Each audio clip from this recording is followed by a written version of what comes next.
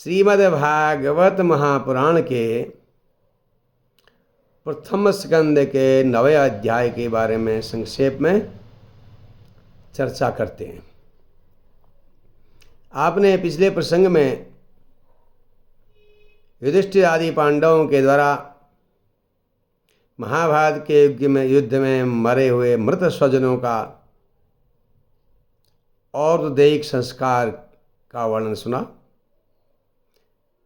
उसके बाद भगवान श्री कृष्ण जी जो है द्वारिका को प्रस्थान करने लगे तो मार्ग में विलाप बिलखती हुई उत्तरा आई और उसने कहा कि मुझे लगता है कि भयंकर अग्नि मेरे तरफ आ रही है और ये मेरे को भस्म करना चाहती है। मेरा शरीर नष्ट होवे इसकी चिंता नहीं है, लेकिन मेरा गर्भ बर्बाद न हो, मेरा गर्भ नष्ट न हो, प्रभु ऐसा उपाय कर दीजिए। हे महायोगी, मैं आपकी शरण में हूँ। तो भगवान ने द्रोणाचार्य के पुत्र अश्वत्थामा के छोड़े हुए ब्रह्मास्त्र को शांत कर दिया। एक तरफ पांडवों को बचाया अपने चक्र से और दूसरी तरफ भगवान ने अपनी वैष्णवी माया के माध्यम से देवी उत्तरा के गर्भ में प्रवेश कर करके और उस बालक की रक्षा की। इसके उपरांत कुंती भगवान श्री कृष्ण जी के पास आई और कुंती ने भगवान से विनती की, प्रार्थना की कि आप मत जाएं। तो फिर युधिष्ठिर भी आ गए। युधिष्ठिर की प्रार्थना करने पर भगवान रुक गए। ये आपने प्रसंग पहले सुना है। लेकिन ये सब होने के साथ, ये सब हो जाने के बाद भी युधिष्ठिर के मन में राजा बनने की इच्छा नहीं रही। उन्हें वैराग्य आ गया। उन्होंने देखा कि मैंने बहुत बड़ा पाप किया है, तो ये पाप तो बड़े बड़े यज्ञ से भी नहीं छूट सकता। तो भगवान श्री कृष्ण जी ने देखा कि जैसे युद्ध के आरंभ में अर्जुन को मोह हो गया था, भगवान ने गीता का उपदेश दिया और अर्जुन में जागृति आ गई। गीता के उपदेश से उनके अर्जुन के मोह को उन्होंने नष्ट कर दिया और वो युद्ध के लिए तत्पर हो गए। अब युद्ध के अंत में युधिष्ठिर जी के अंदर मोह आ गया। भगवान श्री कृष्ण जी ने सभी ब्राह्मणों और सभासदों और सयाने लोगों के परामर्श से युधिष्ठिर आदि के साथ कुरुक्षेत्र में जहाँ वीर बड़े तपस्वी भीष्म पितामह सरसैया में पड़े हुए हैं कुरुक्षेत्र में, वहाँ के लिए प्रस्थान किया। उस समय युधिष्ठिर जी के साथ व्यास, धौम्य आदि ब्राह्मण भी थे। अर्जुन के साथ भगवान श्री कृष्ण जी रथ पर चढ़ गए थे। भाइयों के साथ युधिष्ठिर अब कुरुक्षेत्र में पहुंच गए। तो कुरुक्षेत्र में भीष्म पितामह के बारे में यहाँ वर्णन करते हैं, किस प्रकार से भीष्म पितामह वहाँ सरसैया में पड़े हुए हैं। देखिए 9वें अध्याय का 4था श्लोक। दृष्ट्वा निपतितं भूमौ दिवश्च्युतमिवामरम् प्रणेमुः पांडवा भीष्मं सानुगाः सहचक्रिणः। जब वह कुरुक्षेत्र में पहुँचे तो उन्होंने भीष्म पितामह को कैसे देखा? भूमो निपत्तम, वह जमीन में सरसैया में पड़े हुए हैं। कैसे हैं?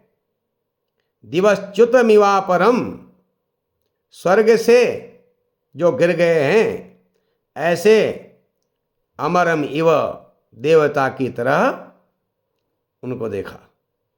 कहने का प्राय है कि भीष्म पितामह कुरुक्षेत्र के मैदान में सरसैया में भूमि में ऐसे पड़े हुए थे, मानो वो ऐसे लग रहे थे कि स्वर्ग से देवता जो अमर रहते हैं वह धरती पर पड़े हुए हैं। तो उनको धरती पर देख करके पांडवाः सानुगाः सचक्रिणः प्रणेमुः भीष्मं प्रणेमुः। युधिष्ठिर के साथ उनके भाई लोग और भगवान श्री कृष्ण जी भी भीष्म को प्रणाम करने लगे। उनने प्रणाम किया, प्रणेमुः प्रणाम किया। तत्र ब्रह्मर्षयः सर्वे देवर्षयश्च सत्तमः राजर्षयश्च तत्रासन् दृष्टुं भरतपुंगवम्।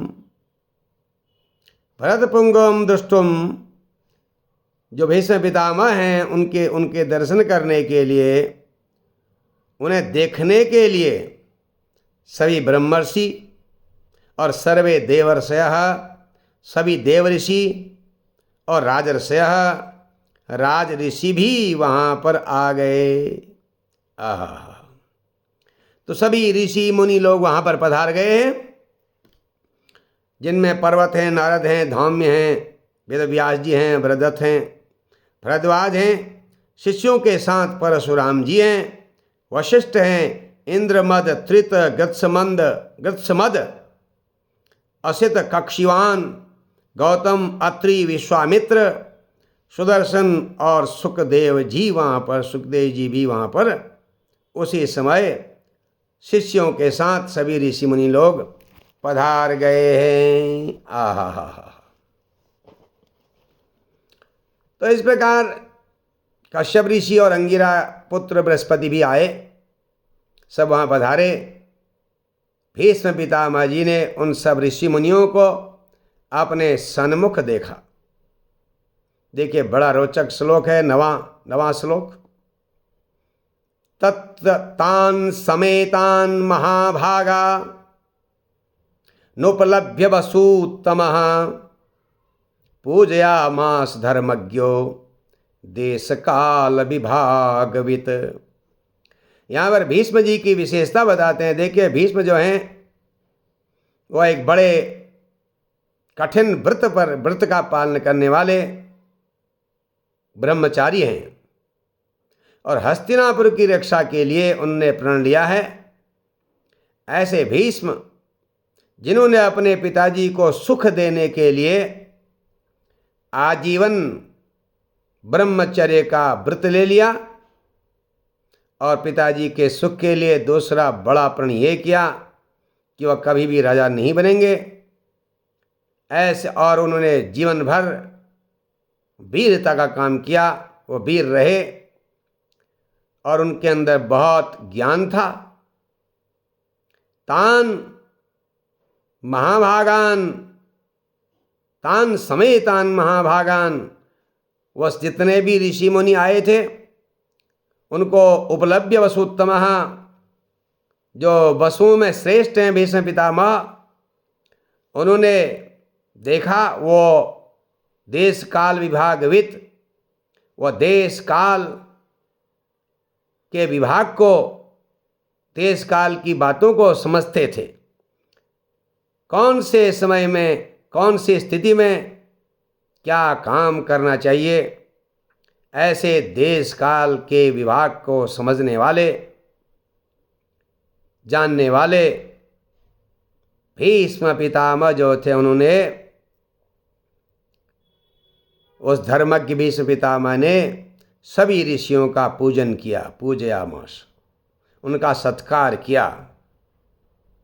और वो भगवान श्री कृष्ण जी के प्रभाव को जानते थे। कृष्णम च तत्प्रभाग्य आसीनम जगदीश्वरम हृस्थम पूजयामास मायोपात विग्रहम। भगवान श्री कृष्ण का प्रभाव वो समझते थे, इसलिए उन्होंने, भगवान जी ने, उनको पता था भगवान ने अपने लीला मनुष्य के रूप में, भगवान ने संसार में अपने लीलाओं के लिए मनुष्य का वेश धारण किया हुआ है और वो यहाँ बैठे हुए हैं। वो जगदीश्वर तो हृदयस्थम पूजयामास, हृदयस्थम जो समस्त प्राणियों के हृदय में रहते हैं, उस श्री कृष्ण भगवान का पूज्योपात्य विग्रहम, अंदर विराजमान भगवान का पूजन भी किया, और जो भगवान श्री कृष्ण बाहर विराजमान है उनका भी पूजन किया, उनका सत्कार किया। आहा, पांडव लोगों ने भी बड़े विनम्र भाव से, बड़ी बड़ी श्रद्धा से भीष्म पितामह का जो है प्रणाम करके उनको उनके पास सब बैठ गए। उनको देखकर भीष्म पितामह जी जो हैं उनसे बड़ा प्रेम करते थे, क्योंकि वो धर्मज्ञ थे पांडव लोग। उनको देख करके उनके आंखों में पानी भर आया, मतलब आंखें भर आई। उन्होंने युधिष्ठिर से कहा, हे धर्मपुत्र, यह बड़े दुख की बात है। अहो कष्टम अहो न्यायम यद्यूयम धर्मनंदना जीवितुम नारद क्लिष्टम विप्र धर्माच्युताश्रया।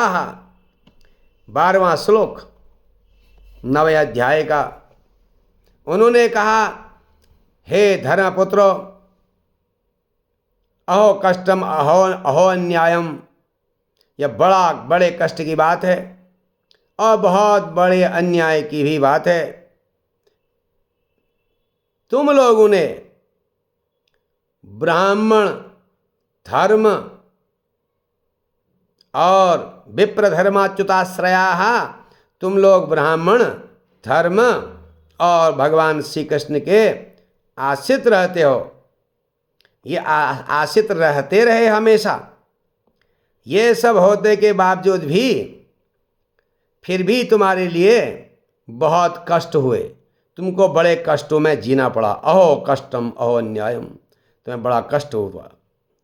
जीवितम नारद क्लिष्टम, जिसके तुम कदापि योग्य नहीं थे। आहा, देखो भाई, पांडवों से उन्होंने कहा, भीष्म जी ने, तुम्हारी माँ जो कुंती हैं, जिसका नाम प्रथा भी कहा जाता है, ये प्रथा जो थी युवावस्था में ही वैधव्य को प्राप्त हो गई थी। इनको बहुत ही कष्ट भोगने पड़े। देखो भाई, सर्वम कालवशम मन्ये भवताम चदप्रियम सपालो यद्वसे लोको वायोरिव घनावली।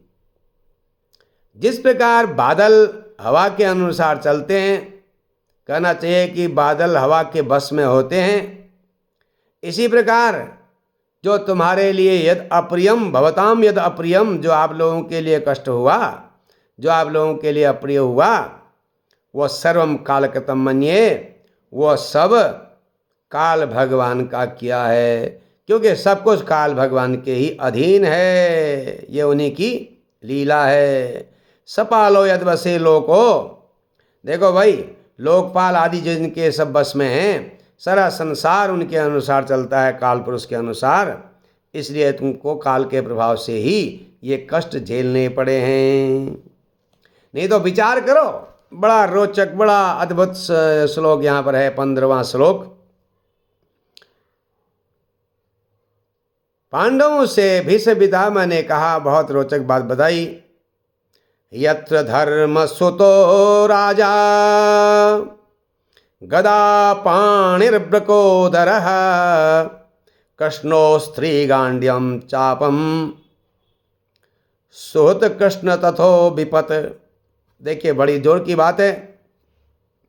जहाँ यत्र धर्म सुतो राजा, जहाँ साक्षात धर्मराज के अंश, धर्मराज के पुत्र युधिष्ठिर राजा हैं, और गदा पाणिर्ब्रकोदरः, हाथ में गदा धारण किए हुए, गदा पाणी, हाथ में गदा धारण किए हुए ब्रकोदरः, ब्रकोदरः माने भीम है। देखिए, भीम बहुत बलवान है, अत्यधिक बलशाली थे, उनके मुकाबले कोई बलशाली था ही नहीं उस समय। तो इतने बलवान भीम जो हैं वो आपके साथ हैं, भीम साथ हैं। और धनुर्धर, पृथ्वी के धनुर्धर अर्जुन, गांडीवधारी अर्जुन है। गांडियम चापम सुत कृष्ण ततो विपत, जिस जिस जिस जिस अर्जुन के पास रक्षा करने के लिए, या अर्जुन जिस वो धनुष से, गांडीव धनुष से रक्षा कर रहे हों, और सुहृद कृष्ण भगवान श्री कृष्ण जिनके प्रेमी हों, बताओ वहाँ भी विपत्तियों की संभावना हो जाती है। इतना सब होने के बावजूद भी मनुष्य को विपत्ति आती है। कहने का अभिप्राय यह है, विपत्ति आने के लिए जरूरी नहीं है कि या गरीब ही कोई आदमी है तो उससे विपत्ति आएगी। किसी के लिए भी कभी भी ये विपत्तियां आ सकती हैं। ये सब काल के वश में है। काल रूपी भगवान श्री कृष्ण ही स्वयं काल रूप में हैं। भगवान श्री कृष्ण काल के रूप में कब क्या करना चाहते हैं, इस बात को जानना बड़ा मुश्किल है, और इस बात को कोई जानता भी नहीं है। इस बात को जानने के विषय पर बड़े बड़े ज्ञानी, बड़े बड़े कवि, बड़े बड़े विद्वान भी जो है भ्रमित हो जाते हैं, मोहित हो जाते हैं। कवयोपि मुह्यन्ति ही। तो भगवान की माया को, भगवान की इच्छा से क्या होगा, ये जानना बहुत कठिन है। तो यहाँ पर पांडवों को, युधिष्ठिर को भीष्म पितामह ने एक बड़ी रोचक बात बताई।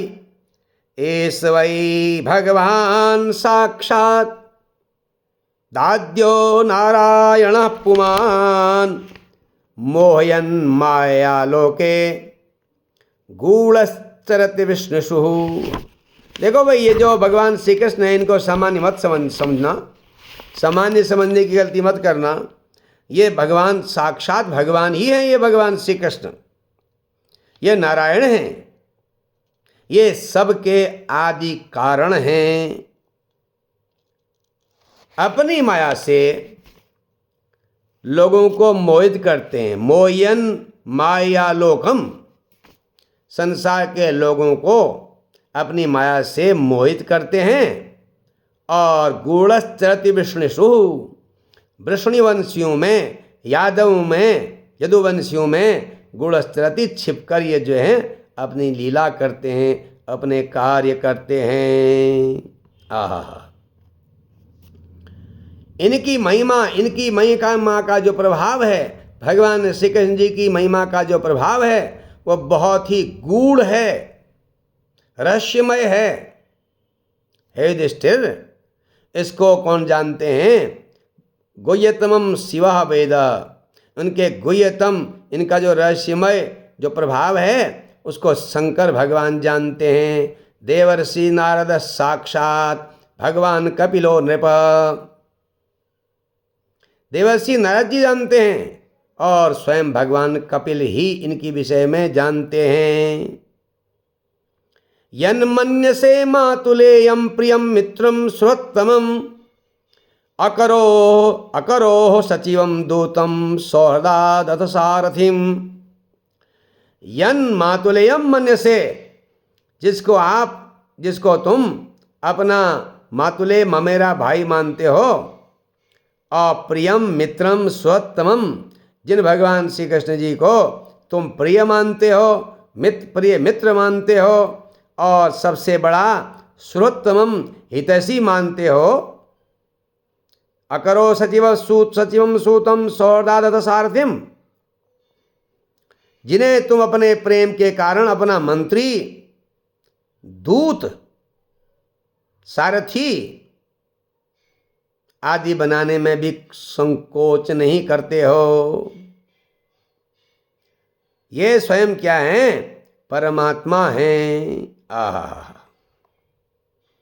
इस प्रकार भगवान की अद्भुत महिमाओं का वर्णन करते हुए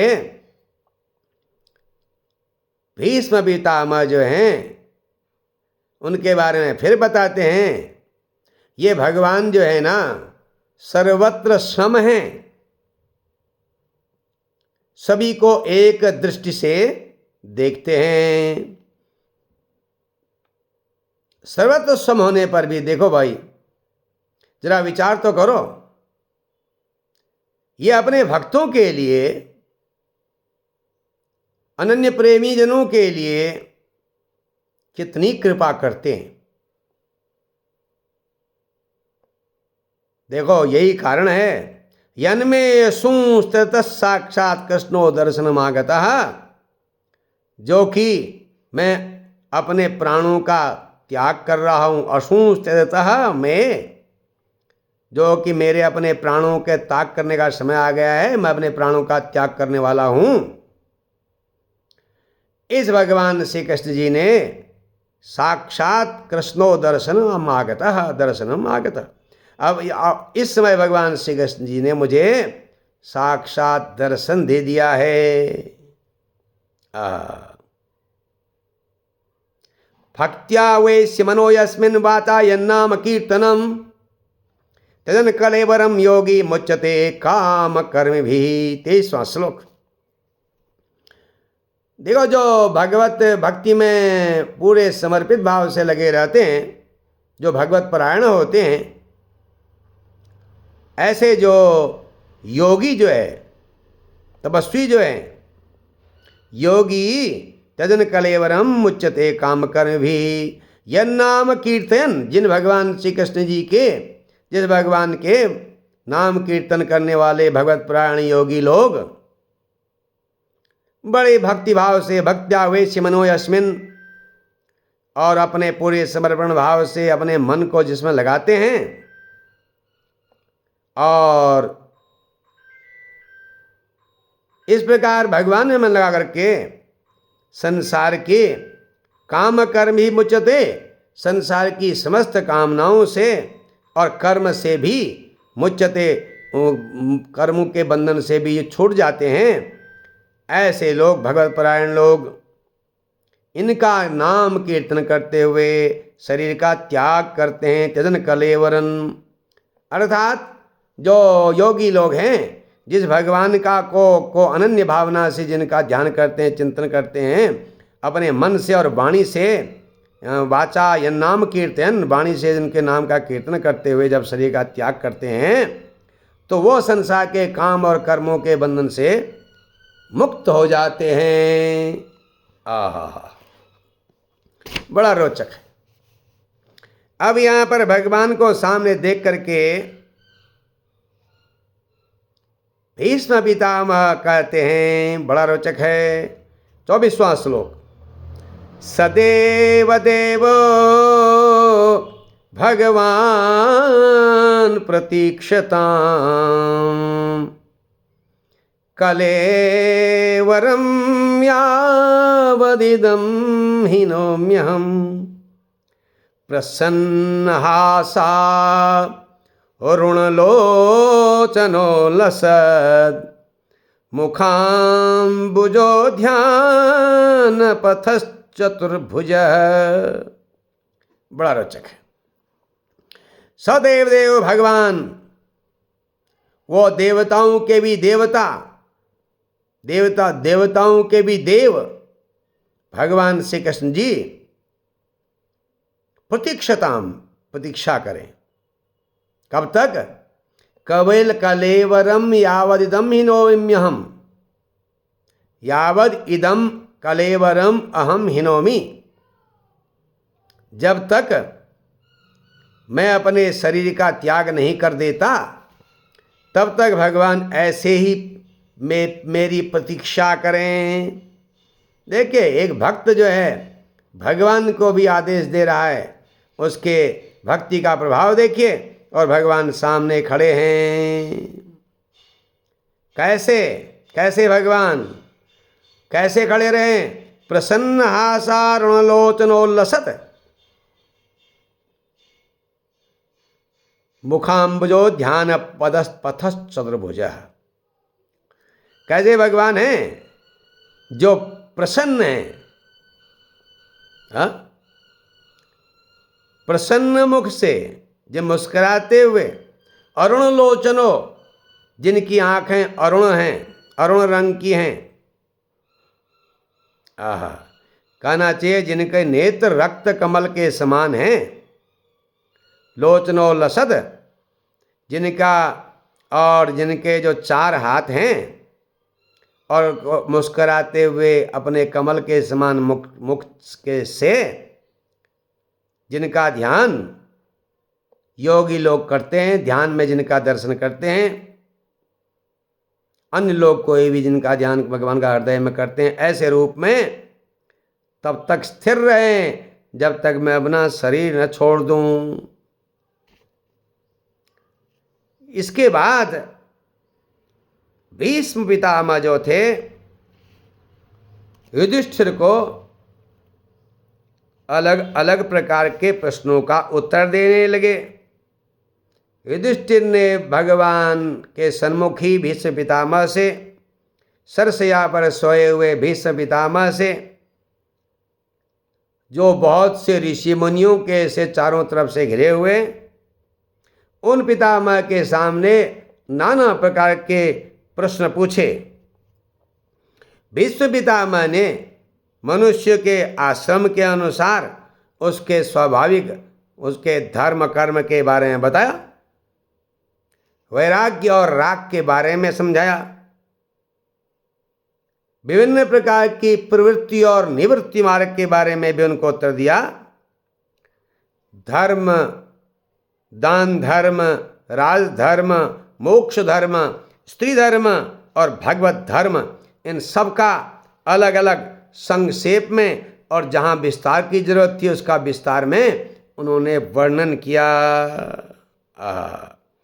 इस प्रकार से हमारे जीवन का जो लक्ष्य होता है, धर्म, अर्थ, काम, मोक्ष, इन चारों पुरुषार्थों की प्राप्ति के साधनों का वर्णन किया। क्रमशः इनके अलग अलग विभाग करते हुए वर्णन किया। तो अब जाकर के ये सब वर्णन उन्होंने सुन लिया है और भीष्म पितामह का ध्यान भगवान में लग गया है और भगवान की स्तुति करते हैं। वह आपको अगले प्रसंग में सुनाएंगे। हर हर महादेव।